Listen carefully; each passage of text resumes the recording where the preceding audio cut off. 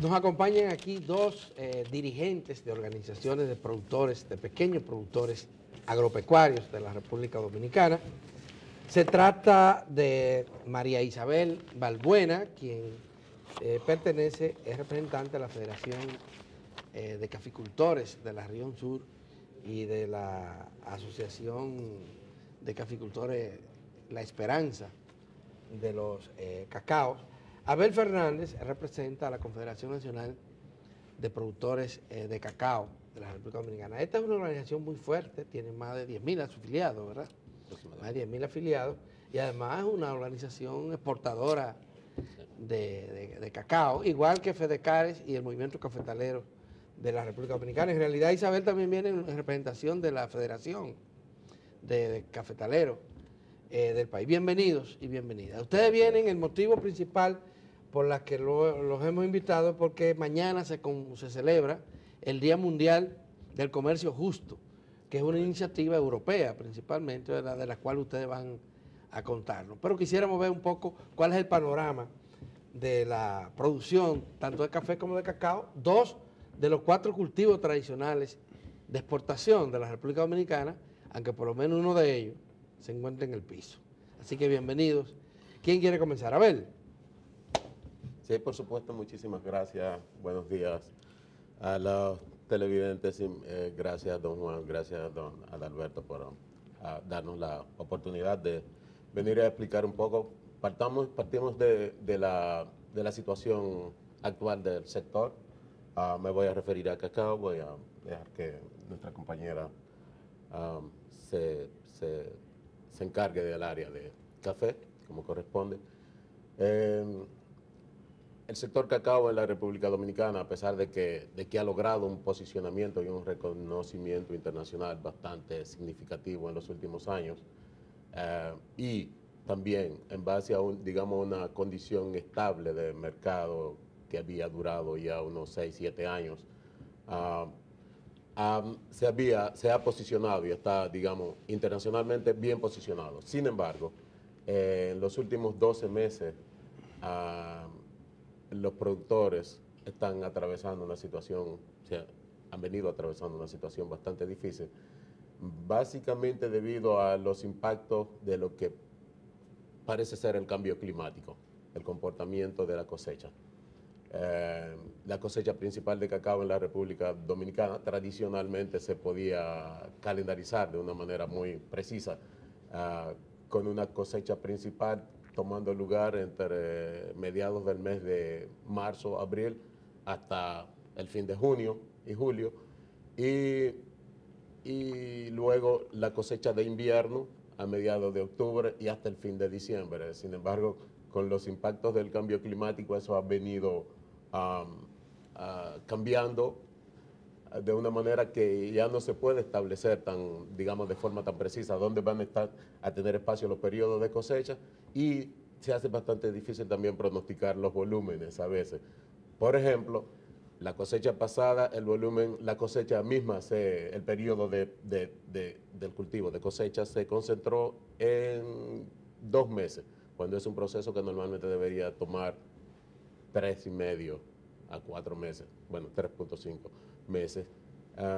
Y sin embargo, la cosecha se concentró solamente en el mes de mayo y junio.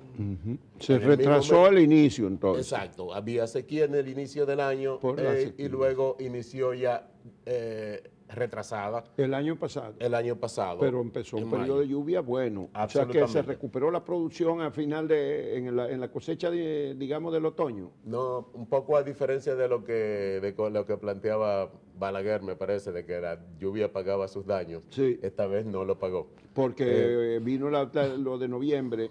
Exacto. Inicialmente, la lluvia intensa de noviembre al cacao le causaron daño. Sí. Inicialmente porque este periodo de lluvias intensas limita mucho la capacidad de hacer el manejo adecuado, el manejo post cosecha adecuado. El secado. La calidad del cacao se logra después de la cosecha. Es el manejo post cosecha donde tú logras agregar valor al producto. Entonces, este exceso de lluvia provocó que, a pesar de que la mayoría de los actores en el mercado, no solamente Conecado, pero los demás exportadores y organizaciones, también tienen buenas inversiones y buenas capacidades de infraestructura, pero no hay forma de lograrlo adecuadamente cuando tú recibes más del doble de tu capacidad instalada de producto llegando en una misma Pero semana. ¿cuál es el volumen de las exportaciones de cacao ahora mismo y qué significa eso en términos de dinero? No, el país ha estado exportando en el 2015 fue un récord de 80.000 toneladas y el año pasado se quedó alrededor de las En ingresos 73.000 toneladas. de divisas. Eso generando ya más de aproximadamente 250 millones de dólares Eso es mucho al cuarto. año. Sí, es bastante, pero son muchos productores, son muchas familias. ¿Cuántos son los productores de cacao y el personal que vive de esa actividad agroindustrial, digamos? Se estiman 40.000 productores en la República Dominicana. Hay un censo muy importante, una data. ¿Y los trabajadores, además de los productores? Se participan de la actividad indirecta. Aproximadamente medio millón de trabajadores adicionalmente. Es mucha gente. Sí, sí, es un sector. Bueno, pero el cacao está en un apogeo. No es así la situación de los cafetaleros. María Isabel, ¿cuál es la situación de los cafetaleros ahora mismo? Sí, muy buenos días. Gracias, Juan Bolívar, gracias, Adalberto, por la oportunidad de que nosotros podamos explicar un poquito sobre cuál es la situación. Contrario a cacao, que fue hace solamente 12 meses que tuvo una situación tan difícil, el café durante años ha venido teniendo una merma en la producción por varios factores y uno de ellos, el principal, es la edad de los cafetales. Sin embargo, a partir de los 2010 viene al país, bueno, vuelve porque ya la habíamos tenido en los años 80, la roya del café. Entonces, la roya del café lo que viene a hacer es como la fiebre en el cuerpo que saca realmente dónde está el problema. Entonces, los cafetales, la producción fue cayendo desde el 2010, 2011, 2012 y ya para la cosecha, la presente cosecha, que es 2016, 2017, se habla de que la producción está cerca, la pérdida por la producción está cerca del 80%. Eso es lo que no es oficial. O sea que apenas estamos produciendo el 20% de lo que hasta el 2010 por ahí producíamos exactamente, en café. Esto es una situación que muy grave, sobre todo afecta más a los pequeños, porque lo que tienen en el caso de los productores de la Federación de Caficultores de la región sur, a la cual yo pertenezco, es más grave porque son verdaderamente pequeños productores. Entonces, al no tener, no producir, y esa es la base, la principal fuente de ingresos de lo que ellos cuentan, es una situación difícil y lo que ha pasado es que muchos de los caficultores han tenido que abandonar la actividad o cambiarla por otro cultivo y realmente ahora mismo, este año, por ejemplo, nosotros en los años, a principios de los años 2000, llegamos a exportar hasta 12.000 y 13.000 quintales y apenas el año pasado pudimos colocar 750 quintales de café, o sea, ha ido... A la exportación, pero se habla de que se está importando café ahora, cerca de 50 millones de dólares en importación de café. Bueno, sí, pero esas informaciones, eso no se maneja, nosotros no sabemos, por ahí andan diciendo que si tanto que se está trayendo tanto café, importando tanto café, pero esa no es la realidad. Yo creo que la mejor fuente para verificar qué es lo que se trae lo tiene la Dirección de Aduana. Ahí uno pudiera tenerla, yo no conozco la... ¿Pero se está importando café o no? Sí, se importa café. Eso es cierto, pero básicamente se importa para poder suplir la demanda local, pero que es muy alta. Más de la mitad de la demanda se suple con importación hoy día. Se cubre con importación. Bueno, pero había unos planes y una Comisión Nacional de Café que tenía como misión mejorar, invertir en los cafetales. ¿En qué va eso? En este momento, el Ministerio de Agricultura está implementando un programa de diversificación y de renovación, porque hay que darle a los productores algo que le permita subsistir hasta que estas nuevas plantaciones pues entren en producción. Y realmente no ha abarcado a muchos productores, de los productores de la Federación, una parte han sido beneficiados, otros están supuestamente en espera de que se le va a entregar las plantas y que van a tener la asistencia, la debida asistencia técnica, que fue una cosa que faltó, ¿verdad? El ministerio, las instituciones encargadas, responsables de lo que es la parte, la política cafetalera, pues dejar un poco de lado la asistencia técnica, y eso hace que los productores no hagan la tarea y que, como decía Abel, la cosecha no para secado, sino para manejo de las plantaciones es indispensable. Y si eso no se logra y los pequeños productores generalmente no tienen las condiciones para hacer todo eso, entonces realmente la situación va empeorando. ¿Qué cosa? Hace unas cuantas décadas el problema principal de los pequeños y medianos productores era el mercadeo de su cultivo. Parece que eso se resolvió cuando ustedes encontraron alguna vía para exportar directamente. Se asociaron y eliminaron las cadenas de intermediación que había y que perjudicaba al productor. O redujeron. Eso fue gracias al mercado justo, ¿verdad? Ha habido alguna visión, sí, de parte de grupos de productores precisamente de nuclearse y de alguna forma reducir la participación de la intermediación en la cadena de valor y consecuentemente fortalecer sus propias estructuras y acceder. En el caso del cacao, ¿cómo se expresa eso? ¿Cómo ha ocurrido esto? Bueno, la Conacado, que tú conoces bien, es un ejemplo de eso. Ha sido la organización que en este país ha pagado el costo del desarrollo del sector, de alguna forma. No ha sido el Estado. Bueno, claro que desde el inicio, el propio proyecto, el contexto en el que nace Conacado, tuvo su apoyo y su aporte del Estado, y en el paso del tiempo también ha jugado un rol y ha cooperado, por qué no decirlo, definitivamente así es. Ahora, Conacado es una representación social, o sea, es una colaboración, si tú quieres, mandatoria, obligatoria, pero que Conacado ha sabido bien aprovechar para beneficiar, para fortalecerse ella como institución y para beneficiar a los productores y a sus asociados, pero también a los no asociados, porque Conacado ha sido la responsable de colocar el cacao dominicano en el posicionamiento global, que es el reconocimiento que hoy tiene a nivel global.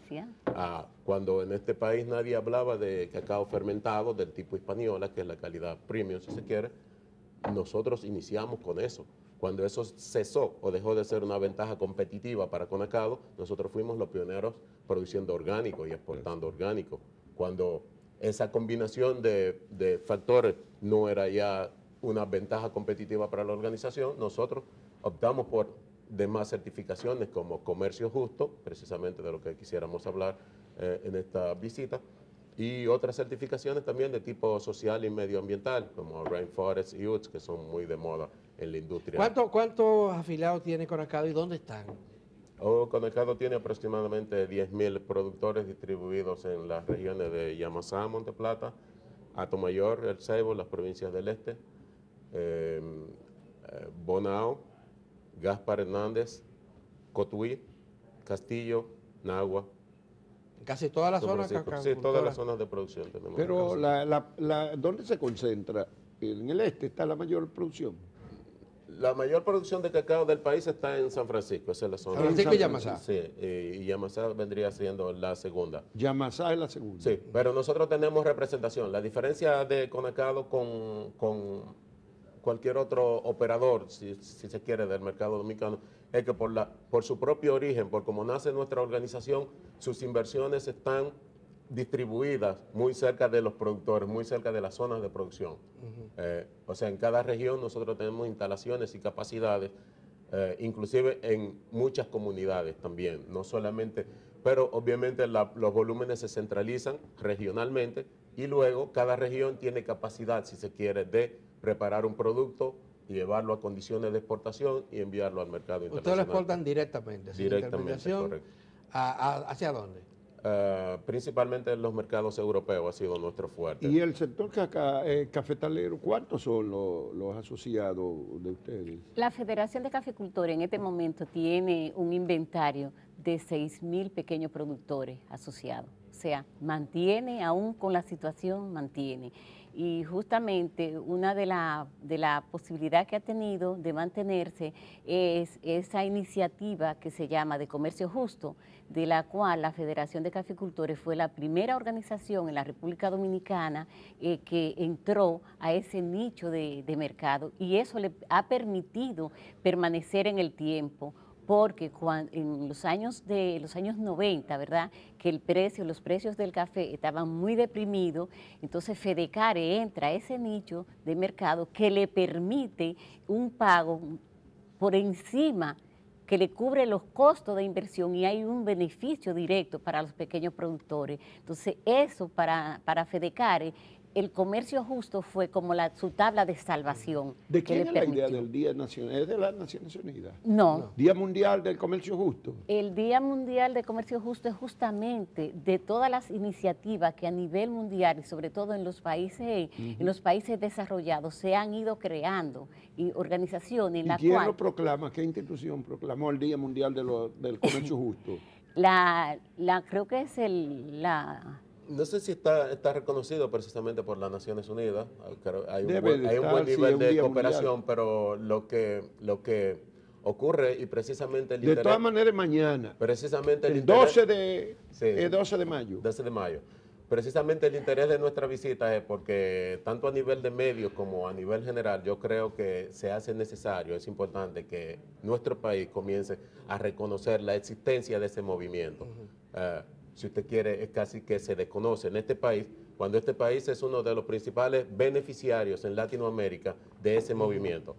El comercio justo no es en sí, si usted quiere, una entidad en particular, aunque sí es una entidad y sí tiene un sistema de gobernanza, pero es un sentimiento, es un movimiento global, es un esquema de comercio alternativo, se conoce como comercio y en sus años de inicio se conocía principalmente como comercio alternativo, precisamente porque nace como alternativa al comercio tradicional. Un comercio tradicional que se focaliza meramente en lo económico, en lo rentista. El comercio justo es un movimiento que persigue la inclusión, la participación, el fortalecimiento de la relación en la cadena desde el productor y el consumidor, con la participación clara de por medio de la industria y de los procesadores, de los comerciantes y de la industria, quiero decir. Todos es un sistema global donde todo el mundo participa y tiene voz y voto, pero que establece normas, establece reglas y establece criterios. En ese sentido, yo le puedo decir, por ejemplo, que de manera global el comercio justo pagó en 2015, este esquema de comercio pagó primas, es decir, premios, beneficios o incentivos por aproximadamente 117 millones de euros a los productores y organizaciones que están globalmente afiliadas al sistema. ¿A República Dominicana cuánto le tocó? Mire, en República Dominicana participamos, en banano hay 20 plantaciones, 27 asociaciones de productores, en cacao hay 4 organizaciones de productores y en café hay una. Fedecare es la única. Entonces, yo sé que de cacao el ingreso debe haber estado alrededor de los 3.2, 3.5 millones de dólares de cacao. Banano mueve muchísimo más, porque banano, dentro del sistema, somos segundos solamente de Colombia. Los 3 millones de dólares, mucho cuarto. ¿Qué ustedes hacen con eso? O se hacen inversiones. Mira, ese es un dinero que llega a los productores y que llega a nuestras comunidades a través de... En algún caso podría ser incentivo efectivo, lo cual es lo menos recomendable, porque el objetivo de esa prima es que apoye al desarrollo colectivo y de la colectividad y de las comunidades. La creación de capacidades. Entonces, pero de todas maneras, es la libertad de las entidades decidir, mediante asamblea, cómo lo quieren utilizar y cómo conviene utilizarlo. Entonces podría llegar como incentivo efectivo, si fuera el caso, pero principalmente llega como proyectos sociales, proyectos comunitarios. Nosotros tenemos docenas y docenas, quizás cientos de proyectos sociales que te podríamos mostrar en las zonas de producción de cacao, en comunidades tan apartadas como La Gina, en Cotuí. ¿Cómo qué son esos proyectos? Como los brazos, o desde acueductos, en zonas donde los gobiernos jamás se han acercado para mirar, porque son comunidades remotas a las cuales solamente accesan las personas que viven allá y los que van ocasionalmente a visitarlo. Ahí tenemos acueductos, conexiones o interconexiones de electricidad que la hemos promovido nosotros. Tenemos reparación de casas, de escuelas, construcciones de escuelas, jornadas médicas, distribución de útiles escolares. Hay un sinnúmero de proyectos. Lo que pasa es que inclusive en el caso nuestro como organización son las propias organizaciones de base las que de alguna forma van promoviendo sus prioridades y sus necesidades prioritarias, y una vez que están disponibles los recursos, porque a pesar de lo que se ve, tampoco son infinitos. Bueno, para los cafetaleros, ¿cuáles son las prioridades ahora mismo? Bueno, María las Isabel? prioridades para los cafetaleros para poder seguir es el mejoramiento de los cafetales. Tiene que recibir el apoyo del Estado. ¿Y no lo está recibiendo el financiamiento? Es muy tímido. Es muy Tímido, sí se califica. Exacto. A través del Banco Agrícola. Lo que pasa es que la nueva política es que el presidente generalmente en sus visitas sorpresa, Que el presidente es el que maneja eso. el presidente es que está manejando esa situación. Entonces, él va a una visita sorpresa, se reúne con los productores. Pero usted sigue estando en los cacao. Sí. En los cacao fue el presidente hace como 2 años, ¿no? El presidente fue, pero realmente lo que se aprobó en esa visita no se ha desembolsado en su totalidad. Wow. Solamente una parte, y porque recuerden, hubieron 2 proyectos, uno para Chinola y otro para la renovación de los cafetales. Entonces, la parte que más se cumplió fue la parte de Chinola, pero la parte de renovación. Porque seguro la de la Chinola es más pequeña la inversión. Exactamente, Y porque rápida la Chinola- recuperación, porque y es más de una rápida vez. la Más recuperación. rápido. Además, también genera más rápidamente recursos alternos al productor. Ganaron mucho cuarto con eso ustedes. Bueno, no creo que ganáramos mucho, que se ganara mucho, pero por lo menos los productores, lo importante para la federación es lograr que los pequeños productores puedan permanecer, no tengan que abandonar sus actividades para venir a la ciudad a formar los cordones de miseria, porque la situación empeora. Entonces, Sí. la misión que tiene FEDECAR es de buscar alternativas para que los productores sigan produciendo café, que es un cultivo vital para la República Dominicana, pero pero permaneciendo en sus comunidades. Entonces, él hacía referencia a cómo ha beneficiado este nicho de mercado que es de comercio justo. En el caso de los pequeños productores de café, la situación no es tan buena para ellos, no porque no sean las mismas condiciones, sino por asunto de volúmenes. Ya no hay café casi. Entonces no hay café y la prima y lo que se puede recibir como prima social es también muy Además limitada. del cacao, que sí ha tenido esos beneficios. Está el banano. El banano. El banano también. ¿Hay algún otro cultivo? Ahora, en la República Dominicana solamente tenemos dentro de ese nicho café, cacao y banano. Entonces, para decirle cuando fueron los años buenos para la federación con comercio justo, una sola organización, que es la Asociación de Caficultores La Esperanza, con una parte de lo que era la prima social, la invierten para apoyar a los estudiantes universitarios. Y en este momento ellos tienen 40 estudiantes profesionales que fueron beneficiados con esa prima. Entonces, hay un impacto muy interesante cuando se logra ¿Para qué colocar nivel de estudio? universitario. Son todos no nivel Bueno, técnico. en el caso de los bananeros, que lamentablemente no pudieron venir, aunque estaban invitados también, Sí. los bananeros están financiando la educación de sus hijos gracias a esto. Y le están beneficiando hasta la universidad, les pagan el 75% del costo de la educación Sí, universitaria, y el productor solamente tiene que pagar... Pero supongo que esos estudiantes estarán estudiando agronomía, veterinaria, Bueno, y cosas. ellos, la organización no tiene que incidir, Administración gerencial no de- incide en lo que ellos quieran estudiar. Ellos pueden estudiar lo que lo que le Pero interese. ustedes no estarán financiando para que estudien abogados, más No, pero- abogados. Bueno, pero es que un abogado en un momento determinado puede ser, puede darle un servicio Claro, a la sí, organización. bueno. Tenemos médicos, tenemos ingenieros, tenemos nutricionistas, hay educadores, o sea, no importa la carrera. Bueno, Marisabel, ¿cuánto fue que le prometió cuando fue el presidente Medina y cuánto ha recibido ustedes de esa visita sorpresa?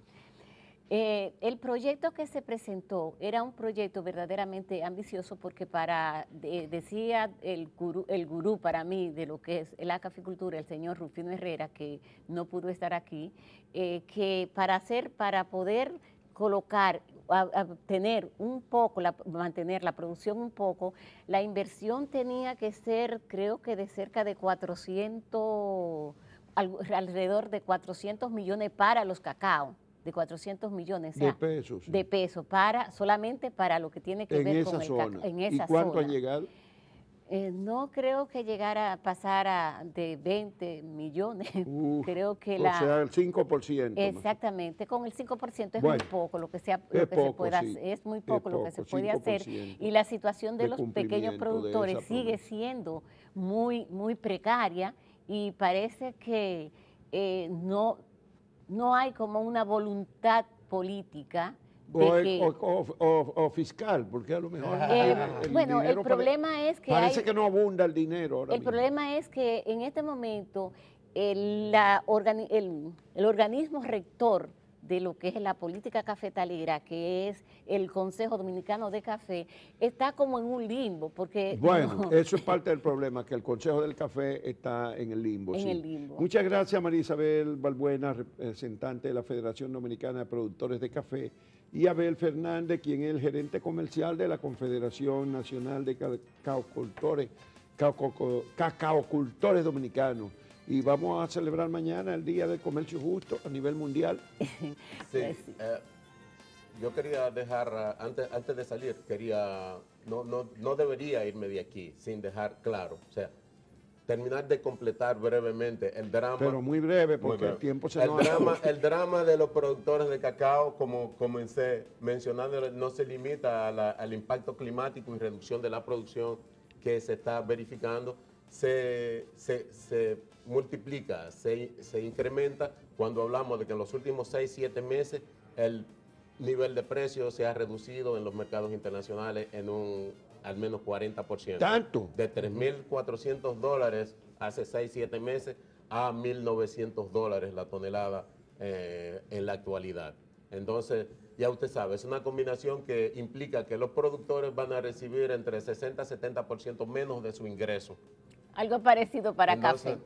quería dejar ese Bueno, establecimiento. Los muchísimas precios gracias. en el mercado internacional Sí, están en el vamos a suelo. continuación a recibir aquí a César Camaño, encargado de la División de Investigación del Consejo Nacional de Discapacidad, y a Ruth Fernández, representante del Programa Naciones Unidas para el Desarrollo.